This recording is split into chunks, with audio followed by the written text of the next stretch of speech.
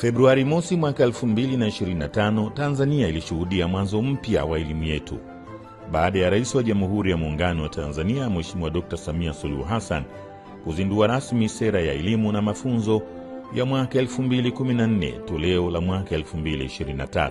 Sera hii inatoa mwelekeo mpya unaozingatia maarifa, stadi na ujuzi, ikilenga kuandaa rasilimali watu wenye ujuzi kama mtaji, human capital, pamoja na msisitizo mkubwa katika stadi za karne ya 21 na mahitaji ya kiujuzi kitaifa, kikanda na kimataifa.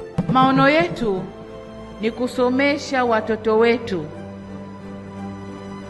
wawe wataalamu na sio tu wasomi. Unaweza ukawa msomi, ulichokisoma hakikusaidii wewe wala taifa, lakini ukiwa mtaalamu wa eneo fulani, ule utaalamu utautumia kujisaidia wewe, lakini kusaidia taifa lako. Kwa hiyo lengo letu ni kuzalisha wataalamu. Kama wasomi watatokea, well and good, wasome watoke kama wasomi, lakini hasa wataalamu wenye ujuzi. Lengo letu ni kutayarisha vijana wetu tayari kwa soko la ajira.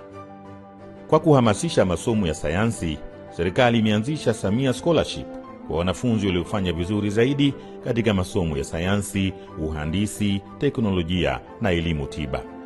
Hadi kufikia mwaka 2023-24, zaidi ya wanafunzi 9,000 wamenufaika na ufadhili ama scholarship hii. Katika kipindi hiki tumeshuhudia maendeleo makubwa katika miundombinu ya elimu kama vile vyumba vya madarasa, shule mpya, vyuo vya ufundi na vyuo vikuu. Hadi sasa tumeona ujenzi wa kampasi mpya 16 za vyuo vikuu na vyuo vya ufundi katika mikoa mbalimbali.